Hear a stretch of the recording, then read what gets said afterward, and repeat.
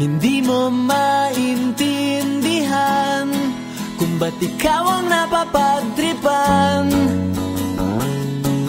ng halik ng kamalasan. Ginapang mong marahan ng hagdanan para lamang makidlatan sa kaitaas-taasan. Ngunit kaibigan, huwag kang magpapasindak. Kaibigan, easy lang sa iyak. Dahil wala ring mangyayari, tayo'y walang mapapala. Huwag mong pigilan ang pagbuhos ng ulan.